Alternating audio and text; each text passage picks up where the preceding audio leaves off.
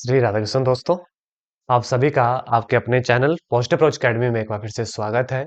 मेरा नाम नितेश भारद्वाज है और आप सभी पॉजिटिव अप्रोच अकेडमी के एस्पायरेंट्स हैं। आज जो है हम नेक्स्ट यूनिट के ऊपर चलेंगे।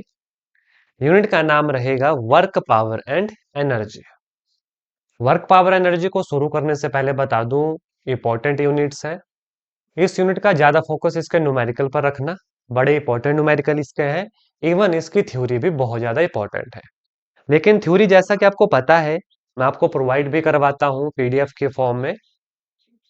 फिर भी थोड़ा ध्यान से समझना, यहाँ पर जो है इसे याद करने की कोशिश करना। तो चलिए बिना वक्त गवाए आज के सेशन को शुरू करते हैं। टॉपिक का नाम, यूनिट का नाम, चैप्टर का नाम आप समझ सकते हैं क्या है, वर्क पावर एंड एनर्जी है। तो वर्क पावर एनर्जी में सबसे पहला जो वर्ड आएगा वो आएगा वर्क के बारे में। क्या आएगा? वर्क के बारे में। वैसे तो आप जानते भी हैं कि व्हाट इज वर्क, वर्क क्या होगा। ठीक है, आपको आइडिया है व्हाट इज वर्क।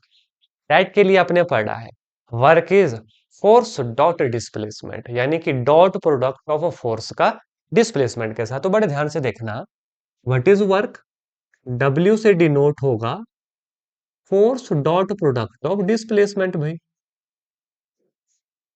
यही तो हमारा वर्क कहलाता है। ठीक है, इसमें भी ध्यान से सुनना, इसकी यूनिट क्या होगी, फोर्स की होती है न्यूटन, डिस्प्लेसमेंट की होती है मीटर, यानी कि न्यूटन मीटर इसकी एक यूनिट हो गई। दूसरी यूनिट सुनना, joule. Joule is the also unit of work. देखो वर्क हो, पावर हो, एनर्जी हो, डायमेंशनल फार्मूले सबके सेम है। डायमेंशनल फार्मूला सबके सेम है। तो हर एक चीज को बारीकी से समझना।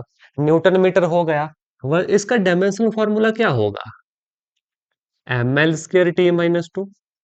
सीधा भी याद रख सकते हैं, अगर सीधा याद ना रहे तो आप इसे निकाल भी सकते हैं। आप इसे निकाल भी सकते हैं। एक सेकंड दीजिएगा स्टूडेंट।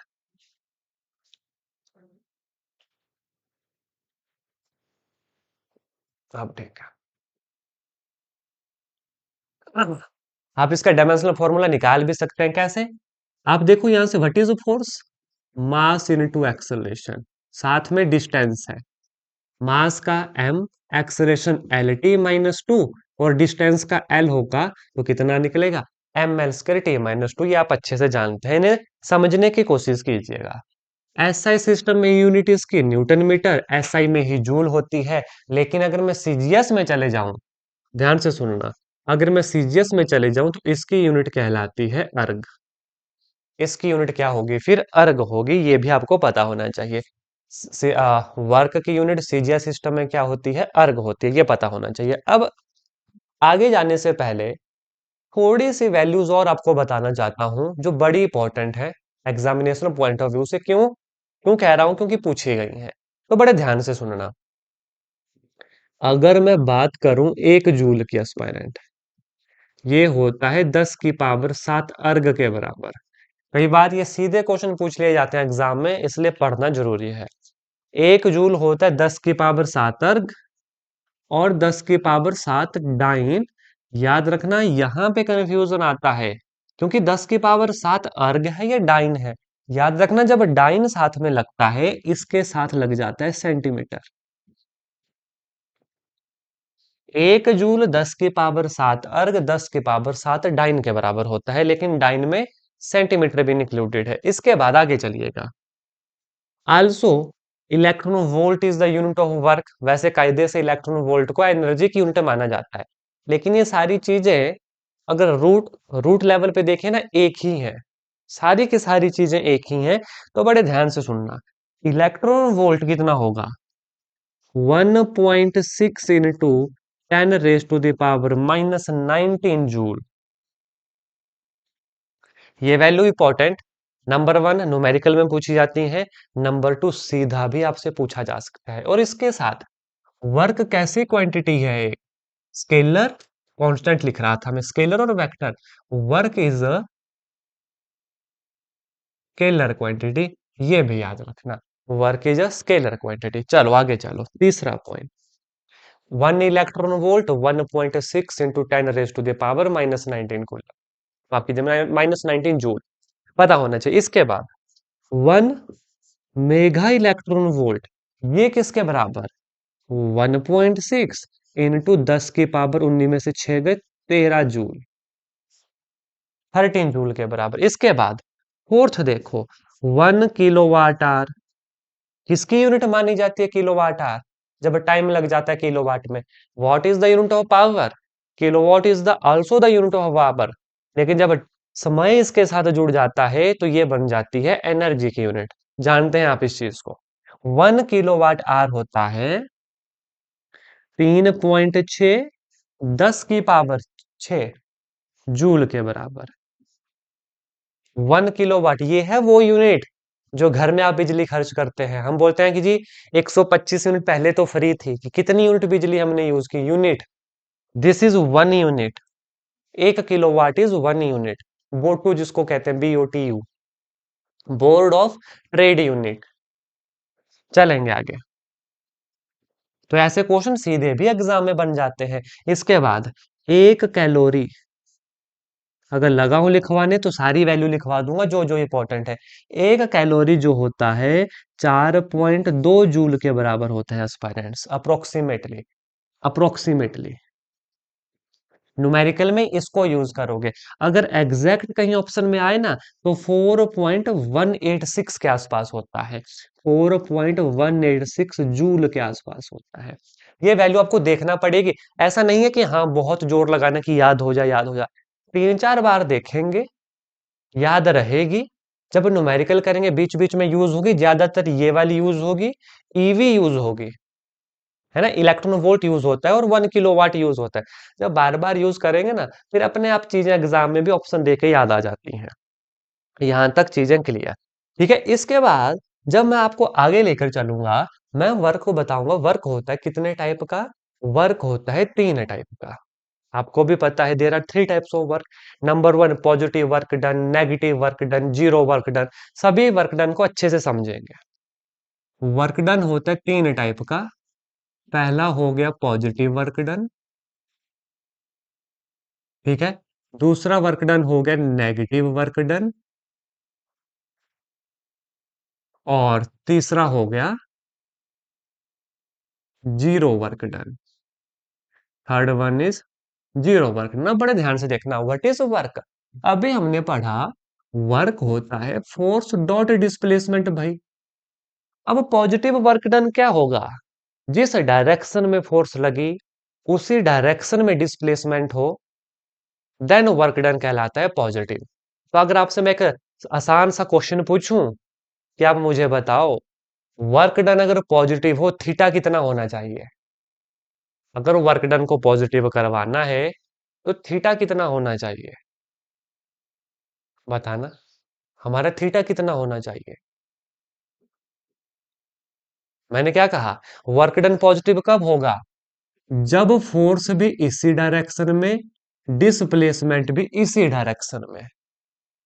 वो हुआ हमारा पॉजिटिव वर्क डन। बताओ, ये मेरा फोर्स, ये मेरी डिस्प्लेसमेंट एक ही डायरेक्शन में है, तो हमारे इन दोनों के बीच का एंगल क्या हुआ? क्या हुआ एंगल? ये ऐसे क्वेश्चन बनेंगे। What is the angle between the positive work done? बोलो। तीन ही तो एंगल रहते हैं, या तो जीरो होगा, या तो 90 डिग्री होगा, या तो 180 डिग्री होगा। Absolutely right. तो थीटा यहां पर आपसे पूछा जा सकता है कि कितना होगा? भाई 0 डिग्री होगा। क्यों? क्योंकि जिस डायरेक्शन में फोर्स है उसी डायरेक्शन में डिस्प्लेसमेंट है, that is a positive work done. इसके एक दो एग्जांपल कर लेंगे। इसके एक दो एग्जांपल कर लेंगे। कौन सा एग्जांपल हुआ पॉजिटिव वर्क डन का? देखिएगा ध्यान से। Work done on a object following. ठीक है, तो वर्क डन किसने किया? वर्क डन बाय जी। बड़े ध्यान से सुनना। ये है ऑब्जेक्ट, ये इसको यहां पर पकड़ा, ये गिरा। आराम से देखना, ये है ऑब्जेक्ट, यहां पर पकड़ा हुआ है, छोड़ दिया, नीचे गिरा। जैसे ही छोड़ा, नीचे से एक फोर्स लगी स्मॉल जी, ठीक है, नीचे की तरफ लगी, और इसकी डिस्प्लेसमेंट भी नीचे की तरफ हुई। जिस तरफ डिस्प्लेसमेंट, जिस तरफ फोर्स लगी, वो हुआ पॉजिटिव वर्क डन। अब बड़े ध्यान से सुनना, और एक और पॉजिटिव वर्क डन, ये हूं मैं, ठीक है, इसको मैंने धक्का दिया, फोर्स लगाई, जिस तरफ फोर्स लगाई उसी तरफ ये गया। This is also positive work done, this is also positive work done. अब ध्यान से सुनना, नेगेटिव वर्क डन क्या होता है, फिर तीनों को एक साथ मिलाऊंगा। What is negative work done, ध्यान से सुनो। नेगेटिव वर्क डन होगा क्या, जब फोर्स इस तरफ होगी, डिस्प्लेसमेंट हमारी इस तरफ होगी, यानी angle between them is 180 degree. मतलब क्या हुआ, force and displacement are opposite in direction, force and displacement are opposite in direction, opposite in direction, तब होता है नेगेटिव वर्क डन। अब इसका भी एग्जांपल ले लेते हैं। देखो, ये है ऑब्जेक्ट, इसको मैंने ऊपर फेंका, नीचे नहीं। देखो, वर्क डन अगेंस्ट ग्रेविटी, तो पहले मैं यहां पे लिख दूं इसका example, work done against gravity, ये सारा किस में काउंट होता है, नेगेटिव वर्क डन में काउंट होगा। अब देखो आप, ये ऑब्जेक्ट ऊपर जा रहा है, ऊपर जा रहा है, ऊपर जा रहा है, मैंने जैसे फोर्स लगाई, देखो ऊपर गया, एक स्मॉल जी नीचे की तरफ लगी है, एक्सीलरेशन ड्यू टू ग्रेविटी, तो ये उसको तोड़ता हुआ फिर भी ऊपर गया। फोर्स लगी है नीचे की तरफ, ऑब्जेक्ट जा रहा है ऊपर की तरफ, तो ये वर्क डन कहलाया नेगेटिव वर्क डन। जब ऊपर जाके ये नीचे आने लगा, then it is a positive work done. Depend करेगा एग्जामिनर ने किसके रिस्पेक्ट में बोला है। जैसे एक और एग्जांपल दूं मैं आपको, ध्यान से देखना। ये है लिफ्ट, ये है लिफ्ट, ये है हम यहाँ पे, ये है हम यहाँ पे, ठीक है, लिफ्ट के ऊपर। अब ध्यान से देखो, लिफ्ट जा रही है ऊपर, लिफ्ट जा रही है ऊपर, ठीक है। अब मैं बोलूं इसका work done with acceleration due to gravity क्या होगा, विद जी, विद जी क्या होगा इसका वर्क डन, नेगेटिव। क्यों, ये देखने का नजरिया, ये क्वेश्चन क्या पूछेगा एग्जामिनर उस हिसाब से होगा। लिफ्ट का केस है, लिफ्ट ऊपर जा रही है, लेकिन हम बोल रहे हैं विद रिस्पेक्ट टू जी, जी तो हमेशा नीचे की तरफ लगती है, अपोजिट इन डायरेक्शन आ गई, नेगेटिव वर्क डन आ गया। अब अगर मैं बोलूं लिफ्ट की मोटर से हम कंसीडर करेंगे, मोटर से ऊपर से खींच रही है, वो तो ऊपर की तरफ जोर लगा रही है, और डिस्प्लेसमेंट भी ऊपर की तरफ है, तो उस केस में पॉजिटिव वर्क डन, उस केस में पॉजिटिव वर्क डन। तो इसके लिए एग्जाम में रैम मत करना कि लिफ्ट आया हमेशा नेगेटिव करेंगे, जी नहीं। सोचना पड़ेगा, देखना पड़ेगा कि एग्जामिनर ने किसके रिस्पेक्ट में कौन सी चीज लिखी है, तब जाके फिर आपको आंसर करना है। कहीं उन्होंने ऐसा तो नहीं लिखा विद रिस्पेक्ट टू जी, तब तो ये फिर हमारा कौन सा वर्क डन हो गया, नेगेटिव हो गया। अगर हमें बोल रहा है विद रिस्पेक्ट टू जो भी उसकी मोटर लगी है, या जो भी ऊपर की तरफ टेंशन है, ऊपर की तरफ जो फोर्स है उसके रिस्पेक्ट में बोला होगा, तब तो ये पॉजिटिव हो जाएगा, क्योंकि फोर्स भी ऊपर की तरफ, डिस्प्लेसमेंट भी ऊपर की तरफ। ठीक, आगे चलेंगे। Zero work done when force and displacement are 90 degree to each other, यानी फोर्स ऐसे लग रही है, डिस्प्लेसमेंट ऊपर की तरफ है, then it is negative work done. सबसे मेजर और कॉमन एग्जांपल इसका कूली, कूली का, कि कूली ने जब सर पे सामान उठा लिया, यहां पे रखा उसने सामान, फोर्स लग रही है ऊपर की तरफ, हम चल रहे हैं आगे, फोर्स लग रही है सर पे ऊपर की तरफ, क्योंकि बोझा उठाया है, फोर्स लगी ऊपर, हम चल रहे हैं आगे, फोर्स ऊपर, डिस्प्लेसमेंट ऐसे, work done is zero, work done is zero. लेकिन फिर मैं कहूंगा एस्पायरेंट्स ध्यान से समझना क्वेश्चन को, एग्जामिनर की लैंग्वेज को पकड़ना, हर केस में कुली समझ के जीरो मत कर देना। अगर उन्होंने बोला क्या कि there is a force by putting a bag on head, देखो ये है बैग, मैंने नीचे से उठाया, हेड पे रखा। ठीक है, अगर इसके बारे में बोला होगा, then there is a positive work done, there is a value of work done. क्यों? देखो, मैंने कोई फोर्स लगाई और इसके बीच में कोई डिस्प्लेसमेंट हुई। ये देखो, ये जमीन से सर के ऊपर रखा। अगर उन्होंने सिर्फ इसका वर्क डन बोला होगा, then you have to calculate by using this formula F dot S. F dot S. अगर उन्होंने क्वेश्चन इस तरीके से पूछा है कि कुली ने सामान को सर पे रख लिया, अब उसके बाद वो डिस्प्लेस हुआ, उसके बाद वो आगे चला, then work done is zero. Then work done is zero. ये तीनों केस अच्छे से समझे। यस और नो चाहूंगा आपसे, सभी केस है, बताइएगा। इसमें क्रैम मत करना कि कुली हमेशा जीरो होगा। इसमें क्रैम मत करना कि डिस्प्लेसमेंट लिफ्ट वाला केस हमेशा नेगेटिव होगा। अच्छे से पढ़ना स्टेटमेंट पहले। कई क्वेश्चन ऐसे मैंने देखे हैं जिसमें कुली वाला एग्जाम्पल होता है और उन्होंने पूछा होता है कि इस सामान को, बैग को मैंने सर पे रखा और उन्होंने बोला कि इतनी फोर्स लगी, ये बैग यहां से यहां तक डिस्प्लेस हुआ, तो उसका वर्क डन तो निकलेगा। उसका वर्क डन निकलेगा, उसका वर्क डन जीरो नहीं होगा। तो ये आपने अच्छे से ध्यान रखना है। ठीक है।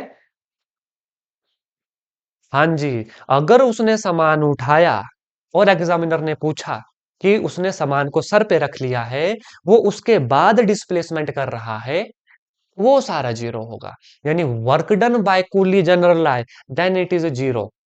Work done by coolie generally, then it is zero. अगर पूछे work done by coolie putting the man या putting that bag on his head, जहां पर फोर्स इज इतना, बैग डिस्प्लेसमेंट की उसने इतनी, वहां पे वर्क डन निकलेगा।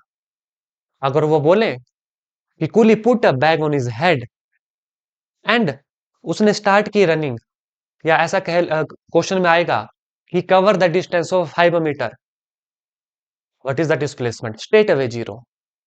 बट समान का अगर पूछा होगा, मतलब क्वेश्चन देख के ना समझ जाओगे आप अच्छे से, क्योंकि ये बात मैंने अब आपके मन में डाल दी कि कूली देख के सीधा जीरो मत करना, देख लेना। कूली की डिस्प्लेसमेंट दी है, देन इट इज जीरो। अगर समान के बारे में पूछा है, then there is work done, तो वर्क डन होगा। सेम केस लिफ्ट का। लिफ्ट का देख लेना, नॉर्मल पूछे कि लिफ्ट ऊपर जा रही है, it is a negative work done. अगर उन्होंने बीच में डाला कि फोर्स जो लग रही है ऊपर की तरफ लग रही है, देयर इज ए स्ट्रिंग जो लिफ्ट को ऊपर खींचती है, देयर इज अ मोटर जो लिफ्ट को ऊपर खींचती है, अगर उसके रिस्पेक्ट में बोला होगा, then it is a positive work done. Otherwise lift का work done with acceleration due to gravity, it is a negative work done. तो देखना क्या पूछा है, कौन सा एंगल बन रहा है, इसलिए मैंने एंगल इंट्रोड्यूस करवाया, 90 degree, 180 degree, that one is 0 degree. आगे लेकर चलूंगा। एक और इंपॉर्टेंट एग्जांपल देना चाहूंगा मैं नेगेटिव वर्क डन का।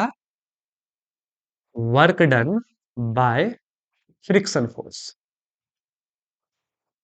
फ्रिक्शन फोर्स भी अपोजिट डायरेक्शन में लगती है, तो वहां पे भी वर्क डन जो होगा नेगेटिव होगा। यानी कि मान लो अगर ये कोई ऑब्जेक्ट है, इसको डिस्प्लेस करना है, इस तरफ जोर लगा रहे हैं, तो फ्रिक्शन फोर्स हमेशा अपोजिट तरफ लगती है।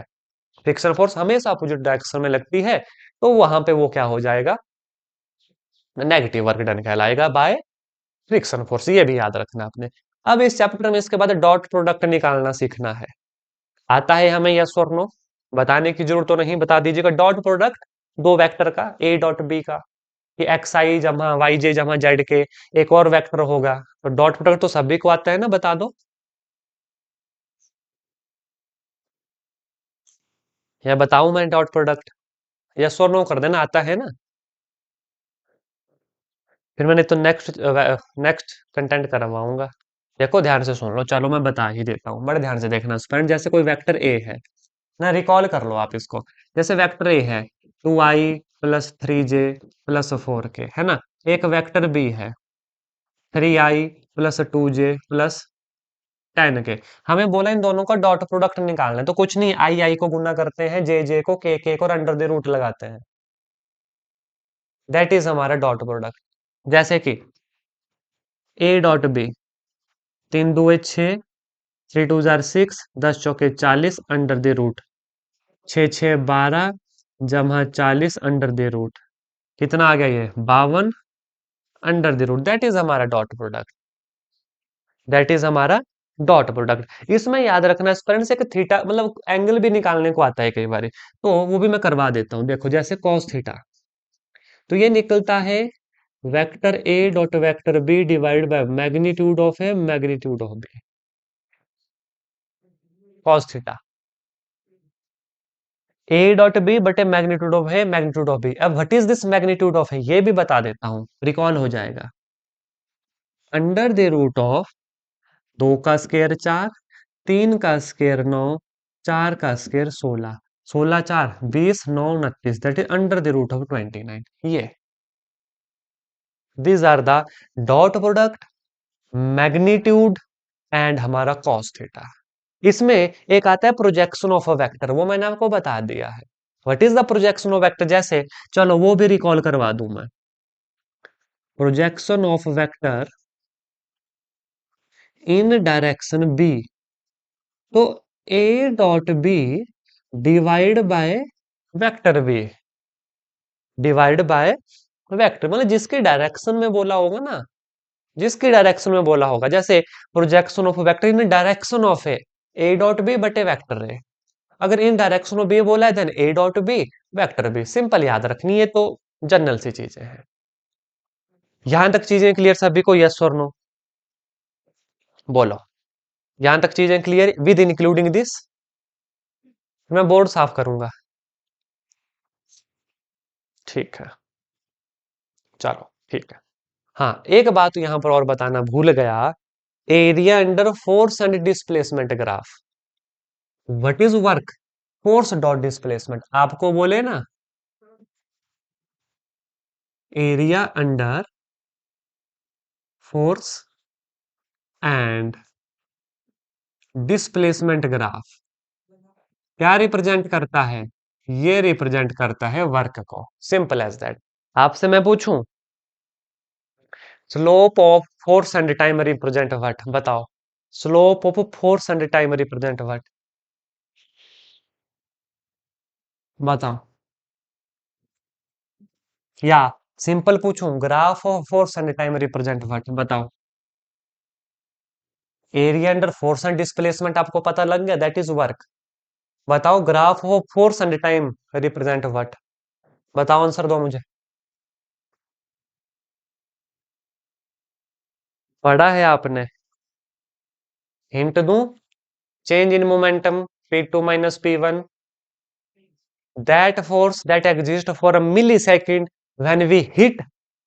बिल्कुल ठीक, पहुंच गए बाबा, है ना, चीजें याद रखो। What is impulse? Force average into time, उसमें क्या पढ़ा था कि उसका जो ग्राफ रिप्रेजेंट करेगा फोर्स और टाइम का, क्या रिप्रेजेंट करेगा? इम्पल्स करेगा। ऐसी चीजें एग्जाम में पूछी जाती हैं जो हम भूल जाते हैं, तो ध्यान रखना। चलेंगे आगे, आगे लेकर चलूंगा। एनर्जी, एनर्जी जैसा कि आप सभी जानते हैं, एनर्जी पावर और वर्क वैसे तो कायदे से एक ही है, same unit as work, same unit as work क्या होती है? जूल होती है। पर जनरली इलेक्ट्रॉन वोल्ट में भी एनर्जी को मापा जाता है, और किलोवाट आवर में भी जनरली, मैं यहाँ पे लिख देता हूँ, इलेक्ट्रॉन वोल्ट में भी वोल्ट में भी नापा जाता है, किलोवाट आवर में भी नापा जाता है ना। बाकी इनके रिलेशन क्या है जूल के साथ वो मैंने आपको बता दिए। अब बड़े ध्यान से सुनना, जो टोटल एनर्जी होती है दैट इज मैकेनिकल एनर्जी, जो मैकेनिकल एनर्जी है स्टूडेंट्स वो होती है potential energy plus kinetic energy. क्योंकि हम एनर्जी को डिस्कस कर रहे हैं तो ऑब्वियस सी बात है इसके दोनों फैक्टर को डिस्कस करेंगे। नंबर वन हमारी पोटेंशियल एनर्जी, नंबर टू हमारी काइनेटिक एनर्जी। ठीक है, यहाँ पे काइनेटिक एनर्जी भी डिस्कस की जाएगी, यहाँ पे पोटेंशियल एनर्जी भी डिस्कस की जाएगी। अब ये जो काइनेटिक एनर्जी है ये किस किस पे डिपेंड करती है? Kinetic energy depend upon mass of the object and and kinetic energy half M V square aspirants. मुझे बताना काइनेटिक एनर्जी इज स्केलर और इट इज वेक्टर क्वांटिटी?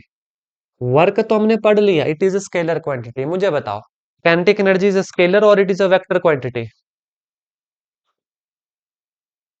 बताओ। Kinetic energy is a scalar quantity और it is a vector quantity. बोलो।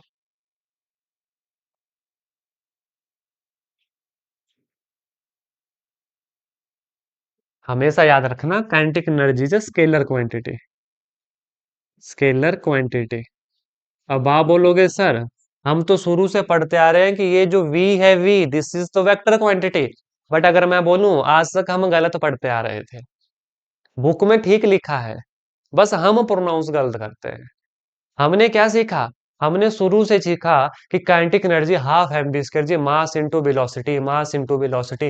Numerical में भी वही लिखा जाता है, mass into velocity, mass into velocity. ठीक है।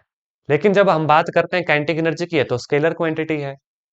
अब बात आएगी सिर्फ v के ऊपर, बिकॉज मास तो कांस्टेंट है। हमेशा याद रखना, this v is the not velocity. ये वो वेलोसिटी है जिसका सिर्फ मैग्नीट्यूड लिया जाता है, डायरेक्शन नहीं। यानी काइंड ऑफ आप इसे कह सकते हैं स्पीड। इसलिए मैं शुरू से कहता हूं, जहां पे जब जरूरत होती है वेलोसिटी स्पीड को अलग किया जाता है, जहां पे पूछा गया हो। अदरवाइज दोनों को एक चीज कंसिडर किया जाता है। फिर ये आपको बैक ऑफ द माइंड रखना पड़ता है कि स्पीड क्या है, वेलोसिटी क्या है। न्यूमेरिकल में हम स्पीड डाल दें, न्यूमेरिकल में हम वेलोसिटी डाल दें, जनरल हम उसको वेलोसिटी ट्रीट करते हैं। लेकिन जब स्पेसिफिकली कहीं पे कहा गया हो, तब फिर हमें वेलोसिटी में डायरेक्शन देखनी पड़ती है। तो ये वही गेम थी शुरू से कि हम ऐसे पढ़ते आ रहे हैं और हम इसको वेलोसिटी ही पढ़ते हैं, नो डाउट वेलोसिटी पढ़ते हैं। लेकिन आप ऐसा समझ लो, दिस इज वो वेलोसिटी जिसका सिर्फ मैग्नीट्यूड है, डायरेक्शन नहीं। या आप कह सकते हैं कि this is a speed. Kinetic energy में स्पीड होती है, प्रॉपर वेलोसिटी नहीं होती। There is no involvement of direction, इसलिए kinetic energy is a scalar quantity, this is not vector quantity. So V से कंफ्यूज मत होना कभी। इंपॉर्टेंट। आगे चलेंगे। ये जो काइनेटिक एनर्जी है, ये मास के ऊपर डिपेंडेंट है। डिपेंडेंट किसके? मास के और वेलोसिटी के। बोल मैं भी वेलोसिटी रहा हूं, लेकिन अब आपने समझना है स्पीड। है ना? क्या समझोगे आप? स्पीड समझोगे। ठीक है, बाकी इसमें बहुत ज्यादा एक्सप्लेन करने की मुझे नीड नहीं। हाँ, जो इंपॉर्टेंट पॉइंट है वो अब आपको बताऊंगा। जो इंपॉर्टेंट पॉइंट है वो आपको बताऊंगा, बड़े ध्यान से सुनना।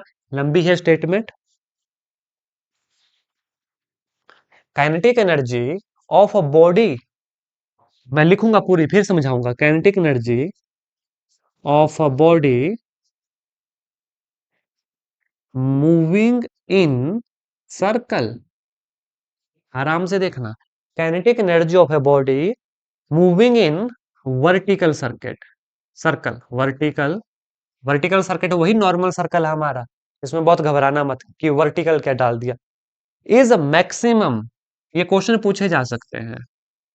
इज मैक्सिमम, सीधा क्वेश्चन बनेगा कि वर्टिकल सर्कल या सर्कल में काइनेटिक एनर्जी मैक्सिमम कहां पे होती है। तो आपको पता होना चाहिए, at the bottom of the circle. Is maximum कहां पे? At bottom of circle. और मिनिमम कहां होगी kinetic energy? Kinetic energy minimum होगी highest point of circle. Highest point of, highest point of circle पर ये क्या होगी? मैक्सिमम होगी। छोटे छोटे पॉइंट है, लेकिन आपसे एग्जाम में पूछे जा सकते हैं। इसके आगे लेकर चलूंगा। Kinetic energy of a body depend upon frame of reference. Frame of reference का भी बेहद रोल है, तो वो भी मैं लिखूंगा, क्योंकि छोटे छोटे पॉइंट से एमसीक्यू बनने की संभावना है।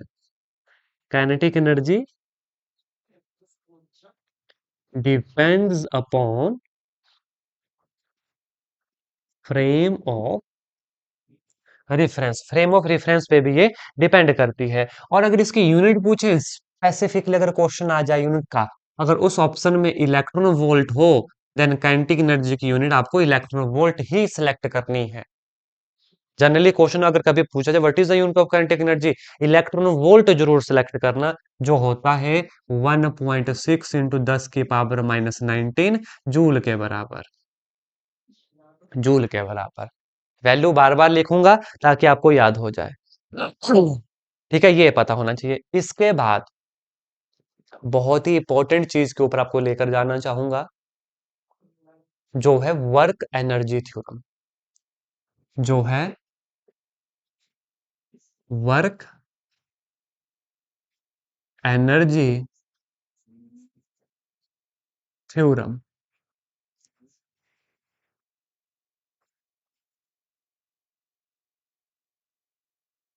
तीनों तीनों कमीशन में इस पर्टिकुलर पॉइंट से क्वेश्चन आया है। जो अभी लिखवाने जा रहा हूं वर्क एनर्जी थ्योरम तीनों। तो आप देख लेना ये वाला हिस्सा कितना इंपॉर्टेंट है इसका, तो बड़े ध्यान से सुनना।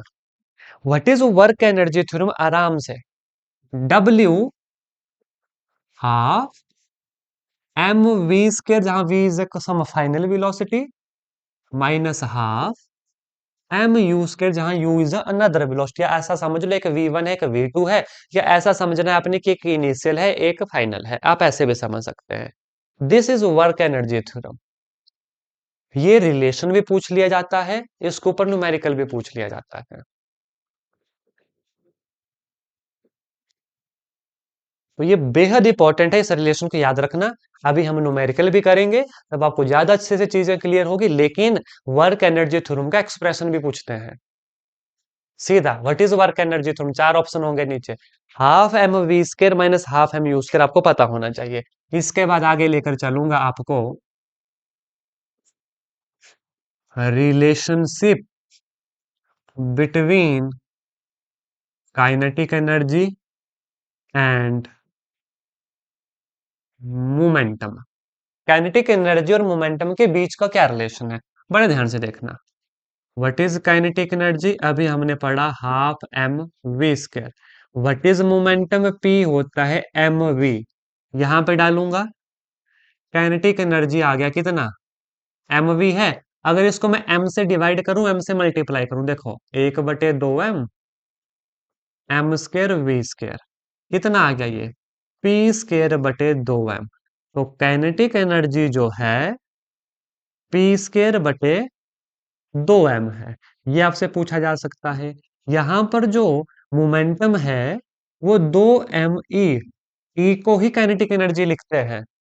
तो ये रिलेशन आपसे एग्जाम में पूछे जा सकते हैं। दूसरा कि one is kinetic energy other is momentum. अब बड़े ध्यान से सुनो, यहां से भी अगेन क्वेश्चन बनते हैं। क्वेश्चन पूछा जाएगा इस हिस्से से कि मोमेंटम तो है कांस्टेंट, मोमेंटम है कांस्टेंट, एक हमारे पास कार है, एक हमारे पास ट्रक है, किसकी काइनेटिक एनर्जी ज्यादा होगी। अगर मोमेंटम कांस्टेंट है, हमें पता है what is the relationship between kinetic energy and momentum. Kinetic energy जो है मोमेंटम का p² बटे 2m है, यानी काइनेटिक एनर्जी जब मास के इनवर्सली प्रोपोर्शनल है, जब मोमेंटम कांस्टेंट है, तो काइनेटिक एनर्जी है इनवर्सली प्रोपोर्शनल टू मास। इसका मतलब जिसका मास कम उसकी काइनेटिक एनर्जी ज्यादा, यानी कार की काइनेटिक एनर्जी ज्यादा एज कंपेयर टू ट्रक की काइनेटिक एनर्जी। ऐसे क्वेश्चन पूछे जाते हैं, या वाइस वर्सा, या इसका उल्टा पूछ लिया जाएगा। इसको काइनेटिक एनर्जी को कांस्टेंट दे देंगे, मोमेंटम पूछा जाएगा। अब मोमेंटम के लिए हमें तो पता है कि जो मोमेंटम है वो मास का डायरेक्टली प्रोपोर्शनल है, मोमेंटम तो मास का डायरेक्टली प्रोपोर्शनल है। तो इसके ऊपर अब बहुत ज्यादा डिटेल में मैं नहीं जाऊंगा, ऑलरेडी मैं ये चीजें आपको बता चुका हूं इससे पीछे वाले चैप्टर में भी। ये आपको बताना था। अब इसके बाद मैं आगे लेकर चलूंगा आपको अपने दूसरे पॉइंट पर, जो है पोटेंशियल एनर्जी। जो क्या है, पोटेंशियल एनर्जी। याद करने की कोशिश करना, इस चैप्टर में जितनी भर भर के थ्योरी है ना, हर पॉइंट से क्वेश्चन बनने की संभावना। आपसे हर एक एक पॉइंट पूछा जा सकता है, एक एक पॉइंट पूछा कि स्केलर है, हाफ एम बी स्क्वायर होती है, इलेक्ट्रॉन वोल्ट में नापा जाता है, इलेक्ट्रॉन वोल्ट और जूल का क्या रिलेशन है, मैकेनिकल एनर्जी किन के सम के बराबर होती है, हमारा वर्क एनर्जी थ्योरम क्या है, रिलेशनशिप क्या है काइनेटिक एनर्जी एंड मोमेंटम का, या जो क्वेश्चन यहाँ पर बने। तो यहां से बड़े छोटे छोटे क्वेश्चन भी बनते हैं, और न्यूमेरिकल के लिए तो ये बड़ी इंपॉर्टेंट यूनिट है। ठीक है, अब मैं बात करूंगा पोटेंशियल एनर्जी की। तो इसकी जो यूनिट होती है सेम होती है लाइक काइनेटिक एनर्जी, इट में be like energy, it is electron volt, it is joule, what ever it is, depend करेगा फिर ऑप्शन में क्या है। या न्यूमेरिकल में क्या दिया गया है। What is the formula for potential energy? mgh, simple सा। Unit same like kinetic energy और एनर्जी और वटेवर वर्क, जो भी आपको कहना है इसका, ये सेम होती है सबकी यूनिट। अब बड़े ध्यान से सुनना, यहाँ पर पोटेंशियल एनर्जी तो इतना इंपॉर्टेंट है नहीं, यहाँ पर है इंपॉर्टेंट इलास्टिक पोटेंशियल एनर्जी, वहां से क्वेश्चन बनने की संभावना। अब देखना दो तीन चीज आपको और याद आएंगी। इलास्टिक पोटेंशियल एनर्जी, यहां से क्वेश्चन बनने की संभावना ज्यादा। आराम से सुनो। What is elastic potential energy? किसके बराबर होगा? देखना थोड़ी थोड़ी चीजें याद आएंगी आपको। ई हाफ ए एक्स स्क्वायर। कुछ याद आ रहा है? कुछ याद आ रहा है आपको? इलास्टिसिटी भी, मैं इलास्टिक भी कुछ कह रहा हूं, पोटेंशियल एनर्जी भी आ रही है। अब आपको पता है इलास्टिक का मतलब कुछ चीजें खींचती हैं, पोटेंशियल एनर्जी का मतलब यार पोजीशन है कोई, क्योंकि पोटेंशियल एनर्जी तो पोजीशन की वजह से निकलती है। कुछ ना कुछ माइंड में आ रहा होगा, मैं अभी आपको सही ठिकाने पे पहुंचाऊंगा, फिर आपसे पूछूंगा कि ये चीज याद आई। आपको के से कुछ याद आ रहा होगा, कोई लॉ याद आ रहा होगा, के से कोई लॉ याद आ रहा होगा आपको। चलो पहले मैं इसको एक्सप्लेन कर लेता हूं, फिर चीजें आपसे अटैच कराएंगे कि हाँ कहाँ से हम इन चीजों को लेके आए। इलास्टिक, पहले तो बड़े ध्यान से सुनना। स्प्रिंग कांस्टेंट याद है? Spring constant, Hooke's law, spring constant, Hooke's law क्या कहता था? यहां पे बता देता हूं Hooke's law. F directly proportional to x. What is x? ये वो पोजीशन जो स्प्रिंग को खींचा, कितना खींचा, याद था? प्रोपोर्शनलिटी हटती थी, माइनस के एक्स लगता था, जहां पर K is the proportionality constant for Hooke's law. Negative sign so बस कि स्प्रिंग को हम पीछे खींच रहे हैं। ठीक है, ये वो वैल्यूज हैं, एक्स इज दैट पोजीशन। वो तभी तो मैंने बोला इलास्टिक पोटेंशियल एनर्जी, और इस वाले हिस्से से क्वेश्चन निकलता है। ई half K X square, spring constant क्या होता है हमारे पास? ये के minus F over x. What is spring constant? के माइनस एफ ओवर एक्स। ये क्वेश्चन पूछा जा सकता है। इलास्टिक पोटेंशियल एनर्जी के ऊपर न्यूमेरिकल बनता है, इसलिए इसका सीधा फॉर्मूला याद होना चाहिए। It is half K X square. यहां से स्प्रिंग कांस्टेंट पूछा जा सकता है, क्योंकि एक्स की वैल्यू गिवन हो सकती है, एफ की वैल्यू गिवन हो सकती है। What is x? स्प्रिंग को कितना स्ट्रेच किया, दैट इज एक्स, गिवन होगा।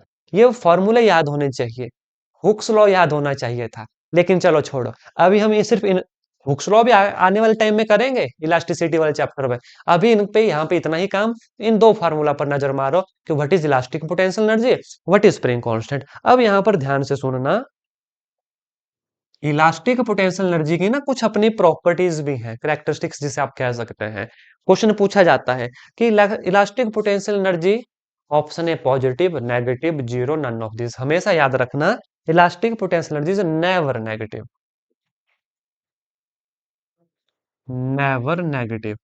ये वाली एनर्जी कभी नेगेटिव नहीं हो सकती, कभी भी नेगेटिव नहीं हो सकती। दूसरा, इलास्टिक पोटेंशियल एनर्जी इंक्रीज करेगी when spring is stretch. Elastic potential energy short form लिख दी मैंने, ईपीई। इलास्टिक पोटेंशियल एनर्जी इंक्रीज करेगी व्हेन स्प्रिंग स्ट्रेच। ये छोटे छोटे पॉइंट और यही पूछे जाते हैं, स्ट्रेच और कंप्रेस। स्प्रिंग को हम खींचें, स्प्रिंग को हम चाहे ऐसे प्रेस कर दें, हमारी इलास्टिक पोटेंशियल एनर्जी जो हाफ के एक्स स्क्वायर है, जहां पर के क्या है? स्प्रिंग कांस्टेंट है। ठीक है, और एक्स क्या है? ये वो अमाउंट है जिससे हमने स्प्रिंग को खींचा, या ये वो अमाउंट है जिससे हमने स्प्रिंग को कंप्रेस किया।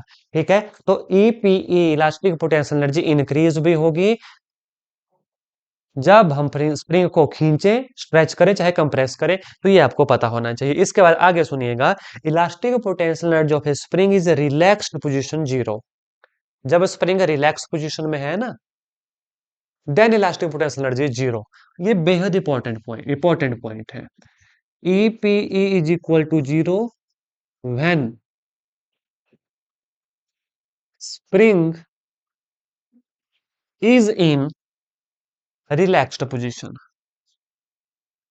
Is in relaxed position. तो जब थ्योरी पढ़ी जाएगी तो ऐसे छोटे छोटे पॉइंट लिखे जाएंगे, क्योंकि एग्जामिनर का कोई पता नहीं कहां से क्वेश्चन डालते, वो सीधा बोलेंगे elastic potential energy is zero. चार ऑप्शन नीचे, हमने स्प्रिंग को खींचा है, spring is stretched. Option B, spring is compressed. Option C, spring is in relaxed position. Option D, none of these above. तो ऐसे क्वेश्चन बनते हैं, या सीधा क्वेश्चन पूछा जाएगा, what is elastic potential energy, half K X square, half M V square, it is M G H, या it is M V square minus M X square. तो ये चीजें पूछी जाती हैं, इसलिए इंपॉर्टेंट है हर एक पॉइंट को बारीकी से पढ़ना। अब बड़े ध्यान से सुनो, इलास्टिक पोटेंशियल एनर्जी तो हमने बता दी कि एक्स अमाउंट से हमने स्प्रिंग को खींचा। अब मान लो स्प्रिंग को पहले खींच दिया, ठीक है, इलास्टिक है तो कुछ टाइम बाद उसकी इलास्टिसिटी गड़बड़ाएगी भी, वो खींचा रहेगा। देखो ये था स्प्रिंग, आराम से देखना ना, ये था स्प्रिंग यहां से यहां तक, यहां से यहां तक खींचा, फिर यहां से यहां तक अगेन खींचा, आराम से।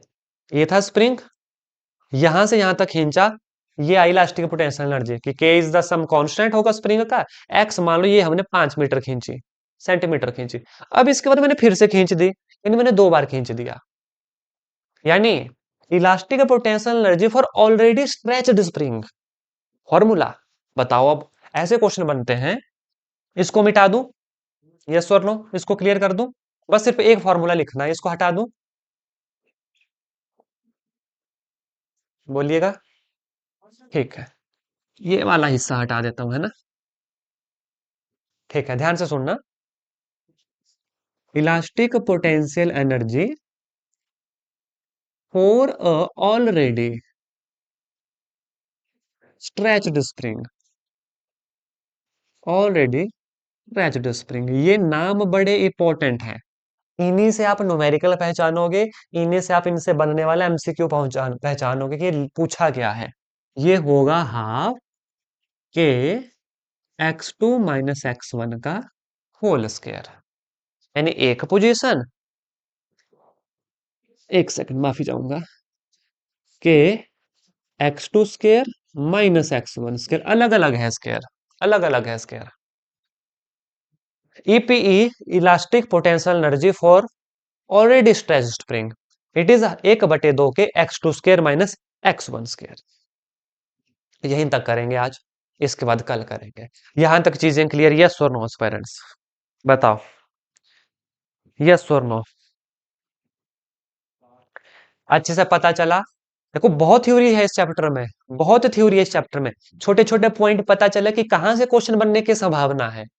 अब ये भी मैं बता दूं आपको, ऐसा क्वेश्चन कभी नहीं बनेगा कि what is the unit of work done, कभी नहीं पूछेंगे आपसे। पूछेंगे भी तो बड़ा टिपिकल सा पूछेंगे, जो वर्क डन की यूनिट हमने जूल पढ़ी है वो पूछेंगे ही नहीं। आपसे पूछ सकते हैं जूल और डाइन के बीच का रिलेशन, जूल अर्ग के बीच का रिलेशन, ठीक है, कुछ इस तरीके से पूछेंगे आपसे। आपसे पूछ लेंगे आउट ऑफ दिस फोर कौन एक स्केलर क्वांटिटी है, कौन एक वेक्टर क्वांटिटी है, ऐसा क्वेश्चन पूछ लेंगे। तो ये आपने बड़े ध्यान से सोच समझ कर क्वेश्चन को अच्छे से बारीकी से समझ कर ही सॉल्व किया जाएगा आगे। अब जैसे यहां पर एक और क्वेश्चन मैं पूछ लूं आपसे, करना क्वेश्चन, अभी हमने सारा पढ़ लिया ना, अब देखना क्वेश्चन आएगा, बताओ मुझे what is the unit of spring constant, what is the unit of spring constant, answer देना मुझे। ऐसे क्वेश्चन बनेंगे। टच आपने कर लिए, अब निकालना आना चाहिए, बोलो स्प्रिंग कांस्टेंट की यूनिट क्या है, क्योंकि वो आपका लेवल भी चेक करेंगे, है ना, कि हमने पढ़ा तो है लेकिन हमने कितना डीप पढ़ा, क्या हमें पता भी है हुक्स लॉ, क्या हमें पता भी है स्प्रिंग कांस्टेंट क्या है, या सिर्फ नाम सुना। बताओ स्प्रिंग कांस्टेंट की यूनिट मुझे।